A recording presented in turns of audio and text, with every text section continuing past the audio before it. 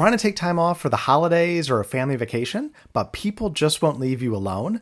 Well, in this video, I'm going to show you how to build an out-of-office bot that will answer questions without anyone knowing you aren't even at your desk. If that sounds good, let's get rolling.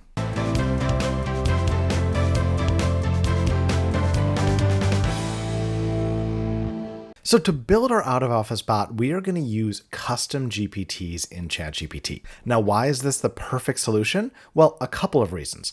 First of all, they're easily accessible through a ChatGPT account, and almost everybody has some experience with ChatGPT, so it's really easy and approachable.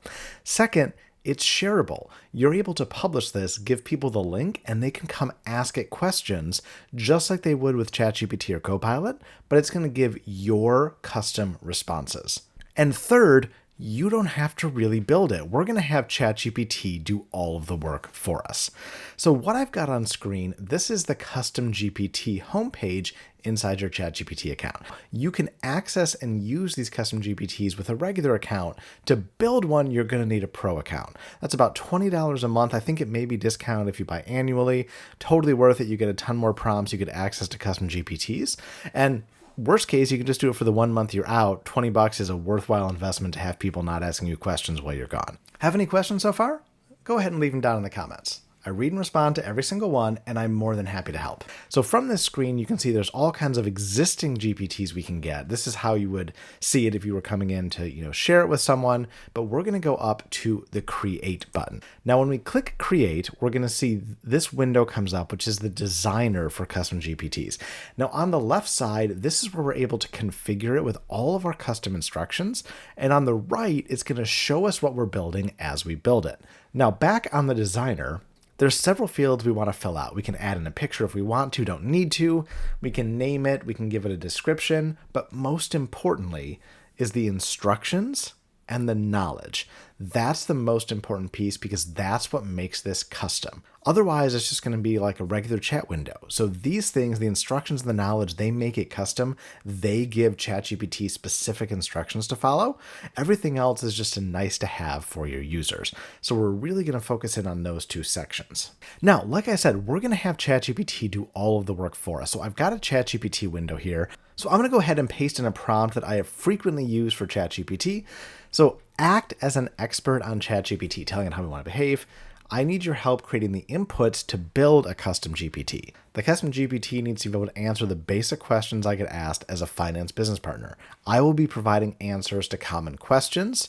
If you aren't sure on a response, redirect them to email for help and tell a work-appropriate joke just to keep it light, and always emphasize the work-appropriate part. We'll go ahead and send that away and see what we get back. Okay, so here it's saying here's exactly what you need to copy and paste into each field. It's giving us everything we want to copy and paste. So here's our name, here's our description, here's all of the instructions we want to copy and paste in. And if we come down here, it'll be the knowledge section telling us what we want to upload or add, and then all of the different capabilities that we want to give it. So let's go ahead and start moving all this over. So our name will be our finance business partner assistant. We can change this, but I'll just use what it gave us. Here's the description field. All right, now the instructions. And this is, again, most important because this is kind of the master prompt that's going to tell it how to behave. All right, so here's the instructions. All right, we'll come back to knowledge in a second. I am going to recommend a model. I want it to do GPT-5 thinking. So this is going to let it have some more reasoning capabilities to make sure it's really thinking about the question that's been asked. Then capabilities, we don't need image generation. I'll leave data analysis on because that could be really helpful. And I'll leave web search on and Canvas as well. So now that we have all of that, we're going to go ahead and add some knowledge. So for our knowledge, I'm going to go ahead and upload our June financial report because this is what people are going to be asking questions about is our most recent financial report. So we'll go ahead and attach our June financials. We'll pop that right in here. So now between the instructions we've given, the knowledge base, and you can add as much knowledge as you want here, this is ready to answer questions. If you haven't already, click the link down in the description and join my free weekly newsletter, Finance Automation Insider. I send a new copy every single week with tips, tricks, and hacks just like this.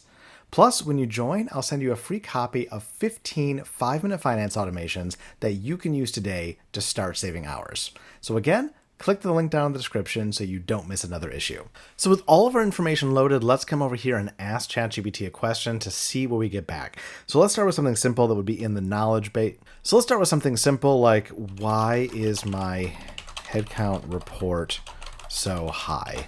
Just a common question we could get. I don't like my report. I don't understand it. Is this something that it can answer based on the knowledge?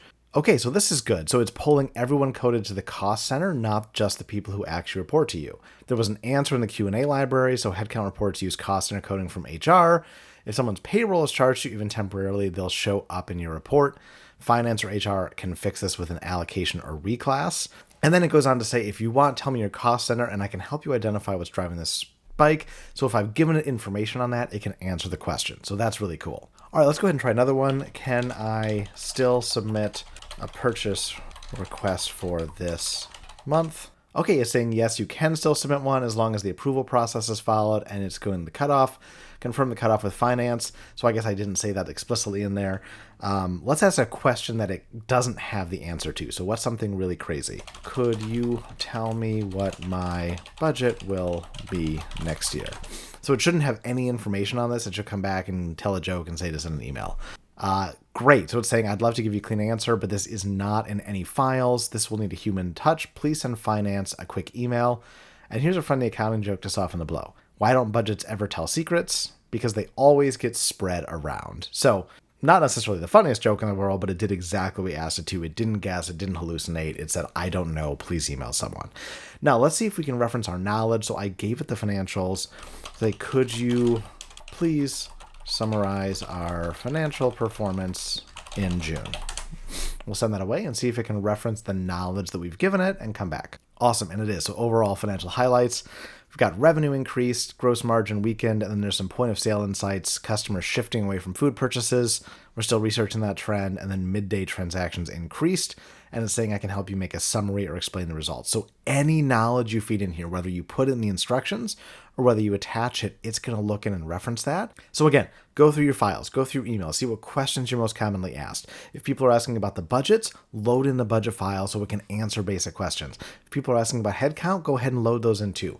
Whatever you need to answer, I'd say 80% of the questions you commonly get, you'll never cover all of them, but this will let you cover the basic questions and you can go on vacation, go out of office, worry. How cool is that? So now that we've built our custom GPT and we've tested our custom GPT, the last step is to make it shareable so other people can actually come and use it. So with that, we're going to want to come up, we'll hit the create button. This is going to create it and publish it, and then we can choose the sharing options. So if it's just for you, you can click only me. If you want to share it really broadly, don't do this with your out of office bot, but if you want to build a tool that's useful for other finance or accounting professionals, you can put it in the GPT store. People can come and use it. For this case, we're going to want to share it with anyone with the link. We'll hit save. This is then going to generate a link. We can then give this link to anybody on our team who uses ChatGPT and has an account or can go create one. They can get this link. Let's go ahead and copy this. We'll just paste it in to show you. All right, so here we're pasting in the link. It's taking us right to the Finance Business Partner Assistant. It's ready to go, ready to use with all of the settings we have in place. And now you're covered. If you've enjoyed this video and want to take your AI skills to the next level, then check out my video on building your own AI agent. This is going to show you step by step how to build an AI tool to do different parts of your job so you don't have to. I'm going to put the link to that video right here. Again, if this video interested you, you're going to love this video. I'll catch you over there. Until then, this is Mike signing off from F9 Finance. Cheers.